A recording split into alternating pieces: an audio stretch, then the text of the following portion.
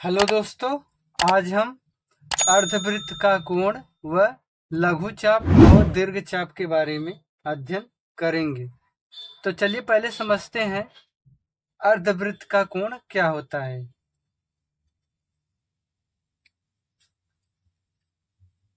अर्धवृत्त, जिसको इंग्लिश में semi circle कहते हैं, सेमी सर्कल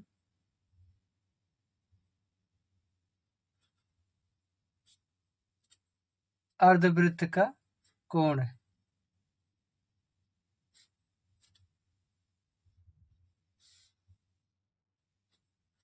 अर्धवृत्त का कोण, एंगल ऑफ सेमी सर्कल। तो चलिए समझते हैं अर्धवृत्त क्या होता है।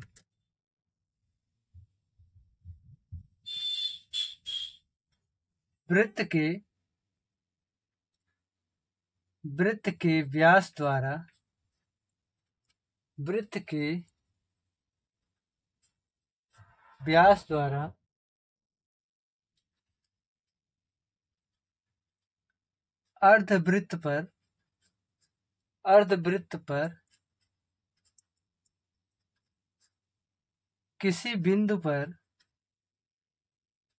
अर्धवृत्त पर किसी बिंदु पर निर्मित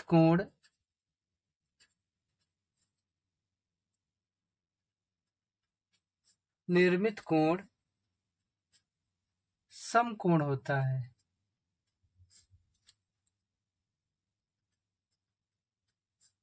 समकोण होता है।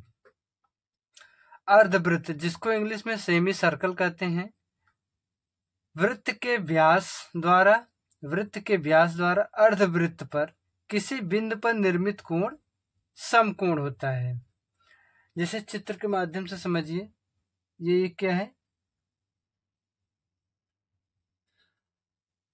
एक वृत्त है, ठीक। ये क्या है, केंद्र है, केंद्र ओ मान लेते हैं। और ये क्या है, इसका व्यास है। वृत्त की सबसे बड़ी जीवा क्या होती है? वृत्त की सबसे बड़ी जीवा वृत्त का व्यास होता है, ठीक। तो ये व्यास है जो कि वृत्त को मध्य से होता हुआ जा रहा है। अर्थात ये जो व्यास है वृत्त को दो बराबर भागों में विभाजित कर रहा है। तो अर्धवृत्त का कोण, ठीक। ये जो कोण बन रहा है अर्धवृत्त में, आधे वृत्त में बन रहा है। तो अर्धवृत्त का कोण मान लीजिए ए है, बी है और सी है, ठीक। तो इसमें क्या क्या है, वृत्त के व्यास द्वारा, ये वृत्त का व्यास है, वृत्त के व्यास द्वारा अर्धवृत्त पर किसी बिंदु पर निर्मित कोण समकोण होता है। अर्थात व्यास द्वारा अर्धवृत्त पर किसी भी बिंदु पर कोण जो बनता है वो क्या होता है, 90 डिग्री होता है। तो ये कोण क्या होगा, 90 डिग्री होगा। तो अर्धवृत्त पर जो कोण बनेगा क्या होगा, समकोण होगा या फिर 90 डिग्री होगा, ठीक है। तो चलिए अब देखते हैं लघुचाप व दीर्घचाप क्या होता है।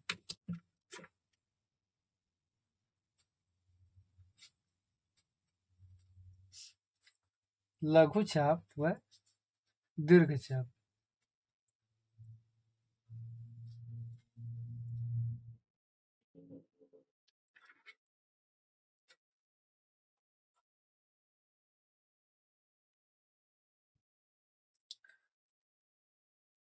ये क्या है, एक वृत्त है, ठीक। ये वृत्त है, ये क्या है, केंद्र है, ठीक, केंद्र है। ये क्या है, वृत्त का, ये क्या है, यहां से यहां तक ये चाप है, ठीक। तो यहाँ केंद्र से परिध तक खींचेंगे, यहाँ पे केंद्र से परिध तक खींचेंगे, ठीक। ये क्या है, त्रिज्या है, ठीक है, त्रिज्या है। तो ये क्या है, ये लघु चाप है। ये क्या है, देखिए ये जो पूरा सर्कल यहाँ तक है, ये देखिए ये पूरा दीर्घ चाप है। इसको क्या कहेंगे, दीर्घ चाप, इसको कहेंगे दीर्घ चाप कहेंगे। और इसको क्या कहेंगे, लघु चाप। देखिए दीर्घ चाप का यहां से लेकर इसको मान लीजिए O है, A है और B है। देखिए यहां से यहां तक का क्या कहेंगे, इसको लघु चाप। इसको क्या कहेंगे, लघु चाप। ठीक, ये लघु चाप है और इसके बाहर ये जो यहां से यहां तक की है ये क्या है, दीर्घ चाप है। ठीक है, तो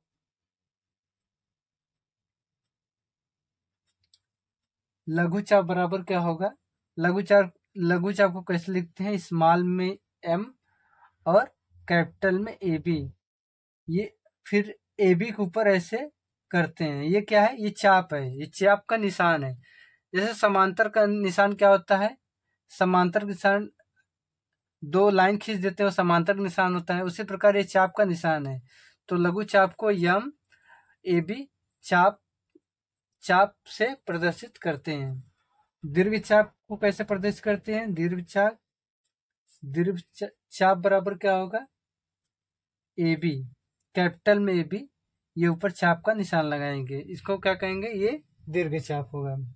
ठीक है, अब आगे देखते हैं। दीर्घ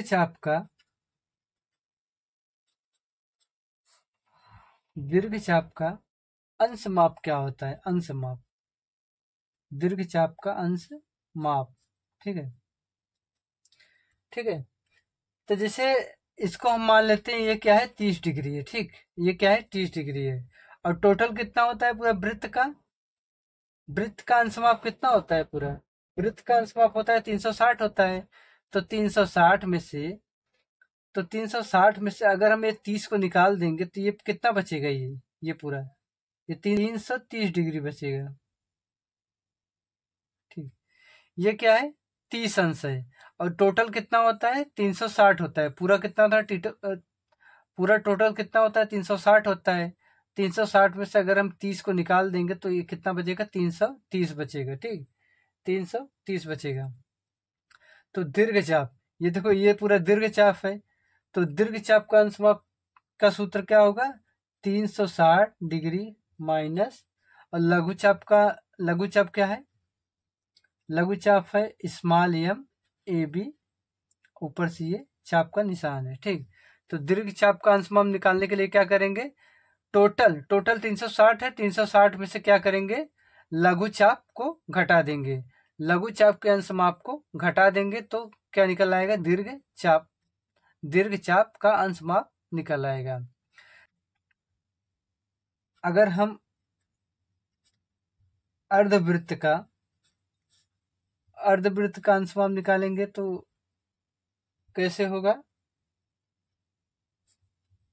अर्धवृत्त का अंश माप, अर्धवृत्त का अंश माप कितना होता है, अर्धवृत्त का अंश माप होता है 180 डिग्री होता है। ठीक, अर्धवृत्त का अंश माप कितना होता है, 180 डिग्री। जैसे ये एक वृत्त है, ठीक, ये वृत्त है, ये केंद्र है, यहाँ से अर्धवृत्त एकदम बीचों बीच होते हुए जाएगा, केंद्र से होते हुए, और वृत्त को दो बराबर भागों में विभाजित करते हुए जाएगा। तो ये कितना है, ये टोटल 180 अंश है ना, तो यही होगा, अर्धवृत्त का अंश माप कितना होगा, 180 अंश होगा।